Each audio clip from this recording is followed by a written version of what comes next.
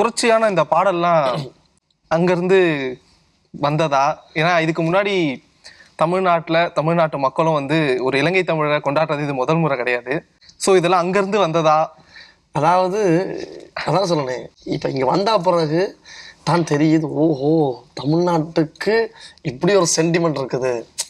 என்னண்டா தமிழ்நாட்டு மக்களோட மனசில் ஈழத்தமிழர் என்று நீங்கள் சொன்னீங்கன்னால் அதுக்கென்ற ஒரு தனி இடம் இருக்குது.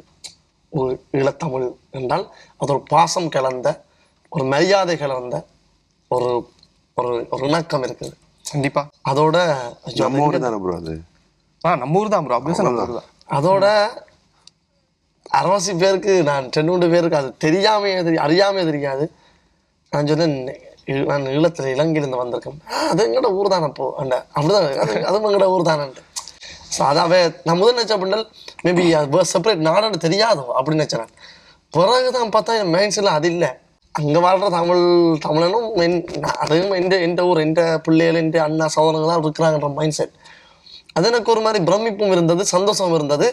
அதோட எனக்கு எங்கண்ட தலைமை வந்து அப்படியே ஒரு மரியாதையை உருவாக்குற தலைமையாக இருந்திருக்குது என்றதை நினச்சி அப்படி இருந்ததால தான் இப்படி ஒரு பொடியனுக்கு ஒரு ஆதரவு கிடைக்குது. அந்த மரியாதையால் தான் எங்களுக்கு அந்த மரியாதை இருக்குதுன்றது நான் இப்போ தான் அதை தமிழ்நாட்டுக்குள்ளே தெரிஞ்சு கொள்ள வந்திருந்தது.